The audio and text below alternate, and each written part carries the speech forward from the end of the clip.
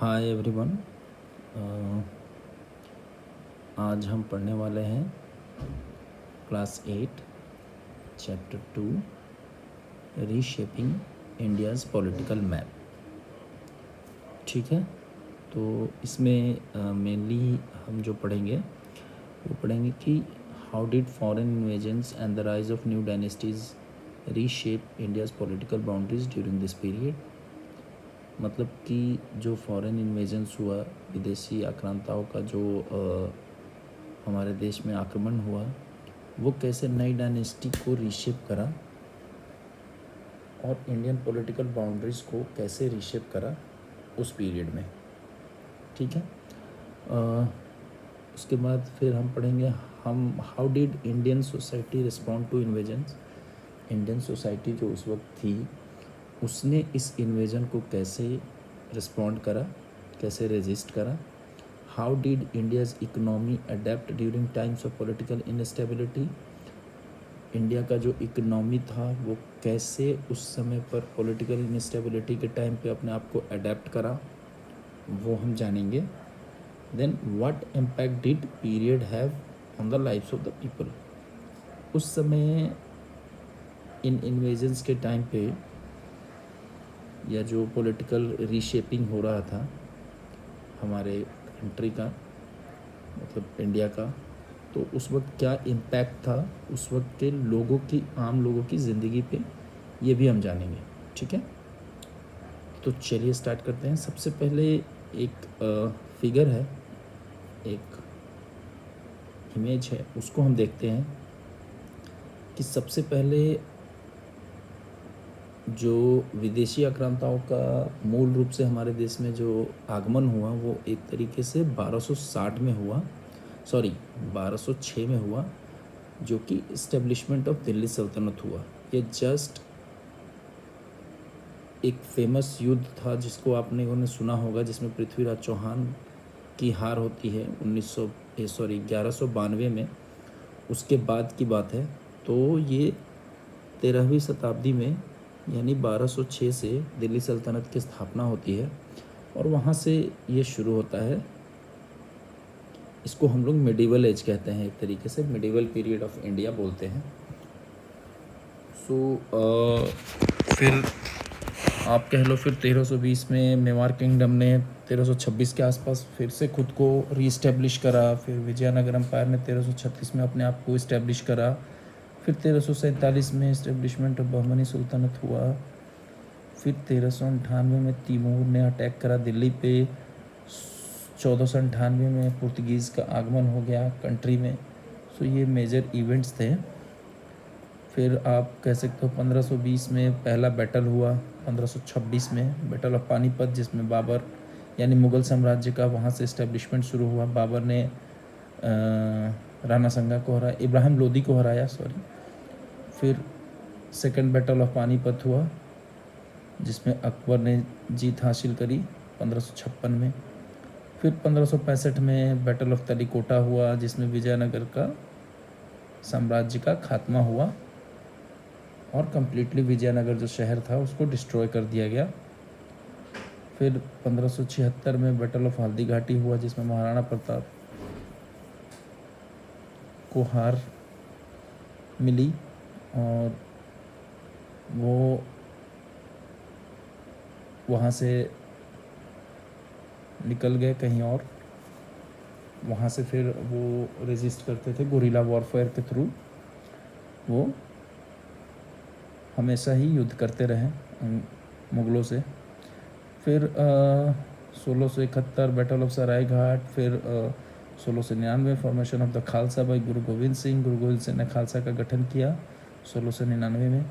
फिर 1754 मराठा का कंट्रोल दिल्ली में आ गया। फिर 1799 सिख एम्पायर का इस्टेब्लिशमेंट हुआ। तो ये सारी चीज़ें एक क्रोनोलॉजी थी, जो मेजर इवेंट्स हुए वो इस फिगर में हमें दर्शाया गया है। तो अब आगे देखते हैं कि मतलब थोड़ा डीप में हम समझते हैं कि चीज़ें कैसे हों। ठीक है, देखिए, जो new era of India's journey begin in the early 11th century, मतलब by the invasion from beyond the Hindu Kush mountain reshaped Indians political map.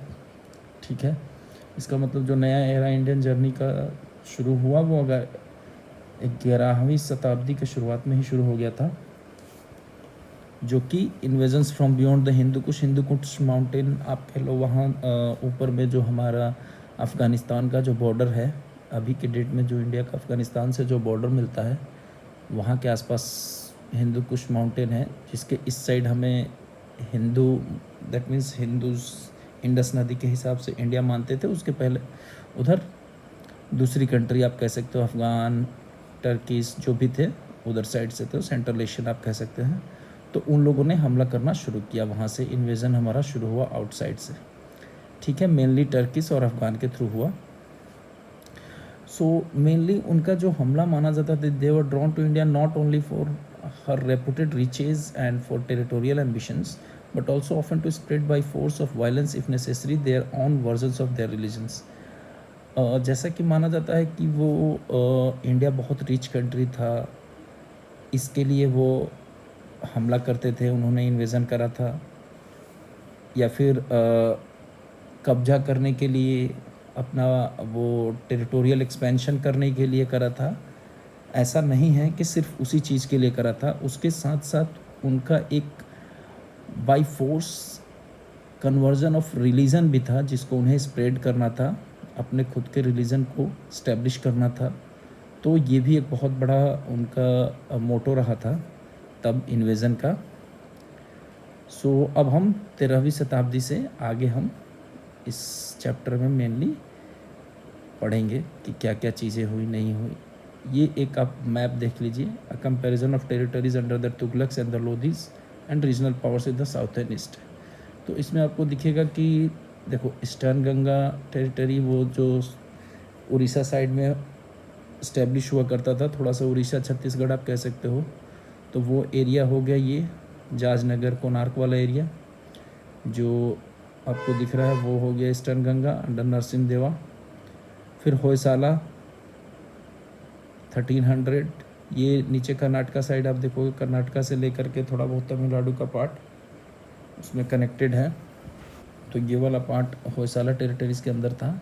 और मेजर पार्ट आपको दिखेगा जो सेंट्रल इंडिया या फिर north west frontier of India,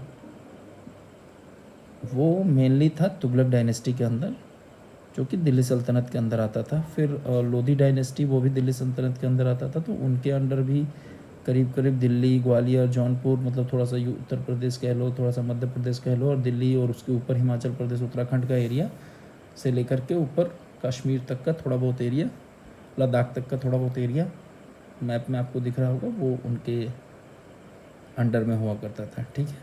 तो ये था बेसिकली, थोड़ा बहुत मैप से आपको समझ में आएगा कि किन लोगों का उस वक्त शासन था किस एरिया में। ये 13वीं से 15वीं शताब्दी के बीच की बात है, ठीक है।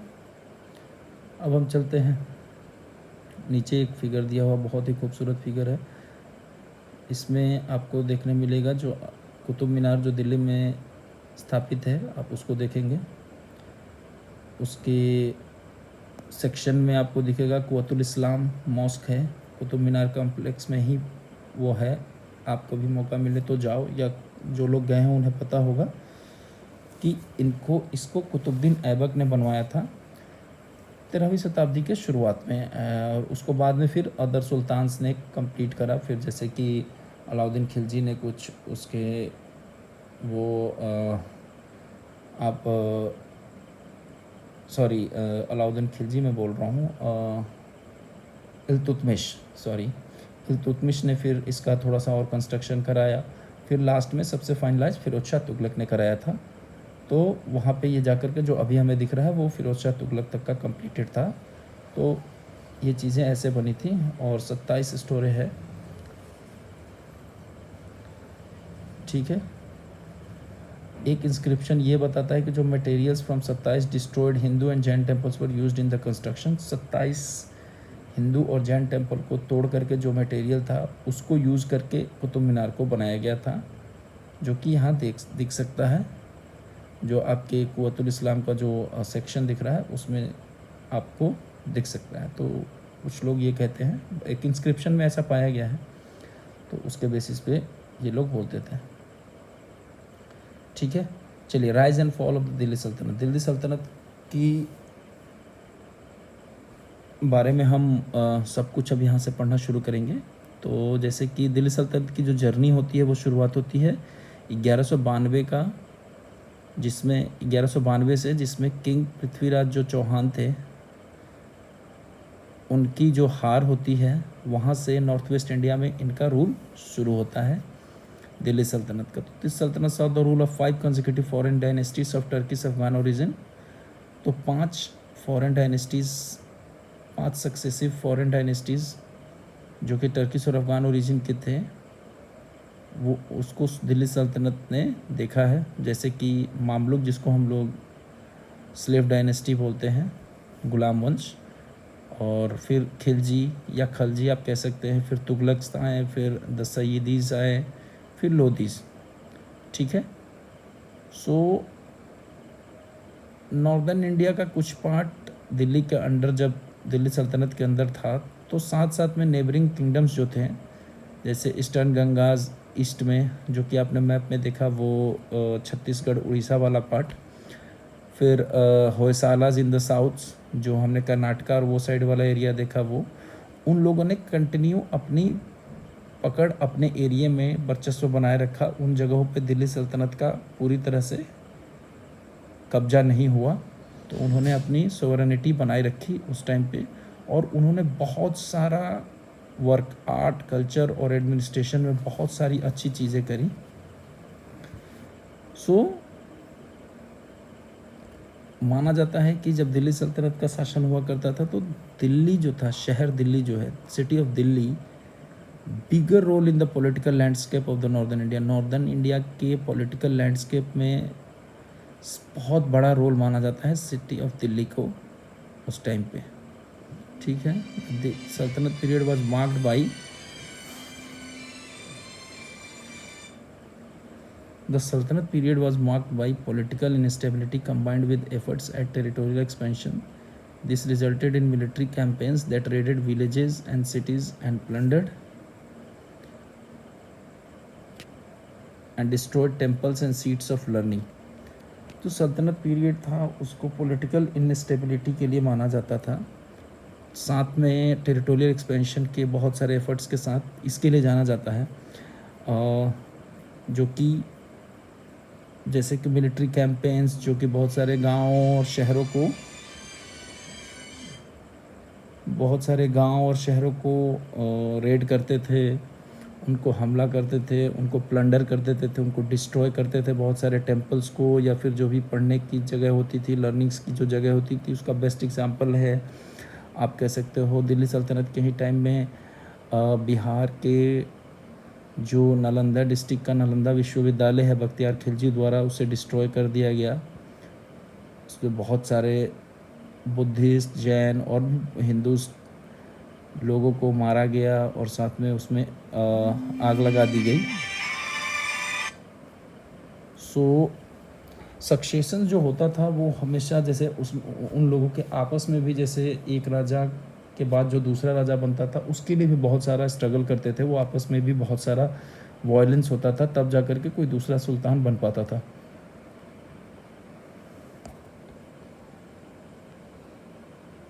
ठीक है,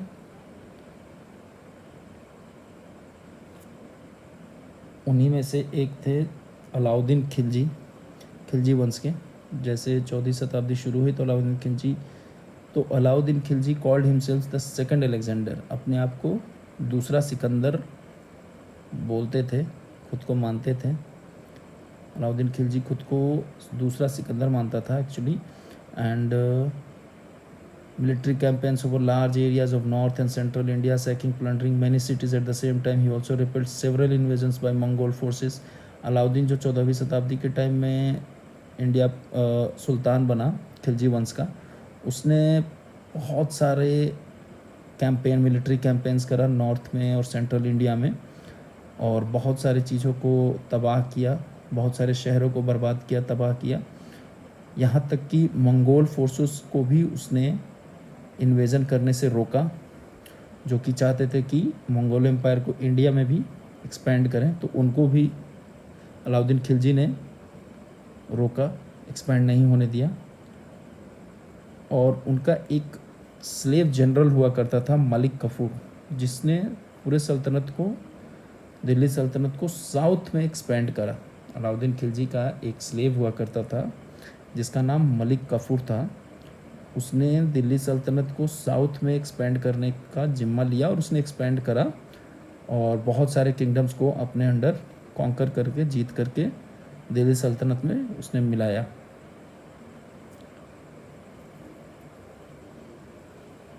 मलिक कफूर ने बहुत सारे हिंदू सेंटर्स को साउथ में मतलब अटैक करा, बहुत सारे को प्लंडर करा। उसमें से मेजरली आप कह सकते हो जैसे श्रीरंगम है, मदुरई, चिदम्बरम में, यहाँ तक कि रामेश्वरम में भी कह सकते हैं। तो इन सब जगहों पर उसने हमला करा, बहुत सारी चीज़ों को तोड़ा, अटैक करा हिंदू सेंटर्स को।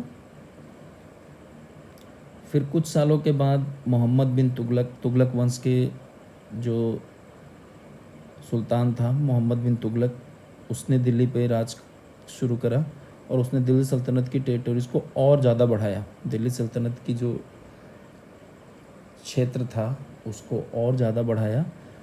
पहली बार मौर्यन एम्पायर के बाद पूरे सब कॉन्टिनेंट पे एक ही रूलर था, वो था मोहम्मद बिन तुगलक। हालांकि ये बहुत ही कुछ समय के लिए ही रहा, बहुत ज़्यादा दिन तक ये मोहम्मद बिन तुगलक का शासन डोमिनेंट पूरे देश में नहीं रह पाया, पूरे सब कॉन्टिनेंट पे। लेकिन कुछ समय के लिए इसने पूरे सब कॉन्टिनेंट पे मुग़ल के बाद मौर्यन एम्पायर्स के बाद इसने शासन करा था। सो मोहम्मद बिन तुगलक हैड एम्बिशियस स्कीम्स, बहुत सारे एम्बिशंस थे उसके, स्कीम्स बहुत सारे एम्बिशियस थे जो कि बहुत ही बुरी तरह से एग्जीक्यूट हुए। उनको लागू करने में बहुत सारी कमियां हुई, गलतियां हुई, जिसमें से एक था जैसे उसने डिसाइड करा कि उस अपनी कैपिटल को दिल्ली से दौलताबाद शिफ्ट करना है। दौलताबाद जो है तब देवगिरी बोला जाता था, जो कि संभाजी नगर के नज़दीक है। तो इनका मानना था, मोहम्मद बिन तुगलक का मानना था कि वो एक सेंट्रल लोकेशन है जहाँ से मैं पूरे एम्पायर को इजीली कंट्रोल कर पाऊँगा, साउथ को भी, नॉर्थ को भी। तो इसलिए इसने डिसाइड करा था कि दिल्ली से दौलताबाद हम शिफ्ट करेंगे अपने कैपिटल को। तो जो लोग थे उनको ज़बरदस्ती force to travel over 1000 kilometre की दूरी थी दिल्ली से दौलताबाद, तो उनको ज़बरदस्ती ट्रैवल कराया गया कुछ साल तक। फिर उसके बाद प्लान जो हुआ वो मिसफायर्ड हो गया। फिर इसने अपने कैपिटल को वापस शिफ्ट कर लिया दिल्ली। अब इस प्रोसेस में बहुत सारा लॉस हुआ, इकोनॉमिकल लॉस, मिलिट्री लॉस। सो ये एक बहुत ही बड़ा ब्लंडर माना जाता है दिल्ली सल्तनत के टाइम में मोहम्मद बिन तुगलक का डिसीज़न। हाँ, इसने दूसरा भी एक काम करा, जैसे इसने करा टोकन करेंसी का इंट्रोडक्शन करा, जिसमें इसने क्या करा कि जो कॉपर की कॉइन्स थी उनको टोकन्स डिक्लेयर कर दिया और उसको सेम वैल्यू दे दिया जैसे कि सिल्वर और गोल्ड कॉइन्स की होती थी। उसके बराबर का वैल्यू कॉपर कॉइन्स को इसने दे दी। तो इससे क्या हुआ कि प्रोग्रेसिव आइडिया था ये एक तरीके से, करेंसी जैसे आज हम टोकन करेंसी यूज़ करते हैं उस तरीके से इसने सोचा तो सही था, बट कन्फ्यूज़न इसने ट्रेड में कर दिया सबसे बड़ी की, और पीपल को इनकरेज कर दिया काउंटरफिट कॉपर कॉइन्स को। अब क्या किया कि सब लोगों ने कॉपर कॉइन्स जिनके पास भी ज़्यादा था उन्होंने अपने आप को फ्रॉजरी करना शुरू कर दिया, आप कह सकते हो। एक तरीके से आप ये कह सकते हो कि हाँ भाई, सब ने फेक बनाना शुरू कर दिया, मतलब कॉपर का खुद ही बना करके टोकन क्रिएट कर दिया, कॉपर कॉइन्स बनाना शुरू कर दिया, जो कि बहुत ही ज़्यादा इकोनॉमी को पुशबैक करा, पुलबैक करा, मतलब पीछे धकेल दिया। सो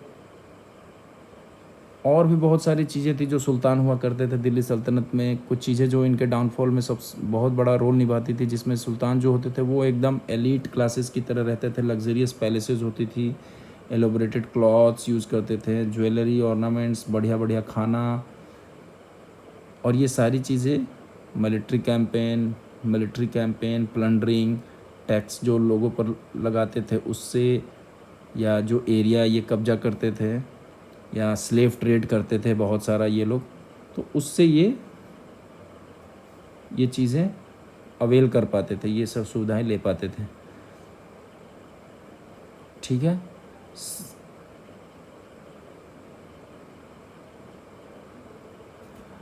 This period also witnessed numerous attacks on sacred or revered images in Buddhist, Jain and Hindu temples. Such destructions were motivated not just by plunder but also by iconoclasm. ठीक है। सो पहले तो आइकोनोक्लाज्म क्या होता है वो देख लेते हैं। द रिजेक्शन और डिस्ट्रक्शन ऑफ आइकन्स और रिलीजियस इमेजेस कंसिडर आइडलेट्रस। ठीक है। जैसे जो मूर्ति पूजन वाले जो धर्म होते थे, जैसे बुद्ध हो गए, बुद्धिस्ट हो गए, जैन्स हो गए, हिंदूज हो गए, तो उनके टेम्पल्स को बहुत ही ज़्यादा दिल्ली सल्तनत के समय में तोड़ा गया, उनको अटैक किया गया, उनको लूटा गया। सिर्फ इसलिए नहीं कि उनको सिर्फ तोड़ना मकसद था, उनका मेन मकसद ये था कि उनके अंदर आइकन्स और रिलीजियस इमेज जो लोगों के अंदर बना था वो दे डू नॉट एक्सेप्ट, वो इसे एक्सेप्ट नहीं करते थे, तो इसलिए वो मेनली ये काम करते थे। ठीक है। आगे हम थोड़ा सा इनके एडमिनिस्ट्रेशन के बारे में पढ़ेंगे, वो नेक्स्ट चैप्टर में पढ़ेंगे, नेक्स्ट टाइम पढ़ेंगे, सॉरी नेक्स्ट क्लास में हम वो पढ़ेंगे। Okay, so thank you.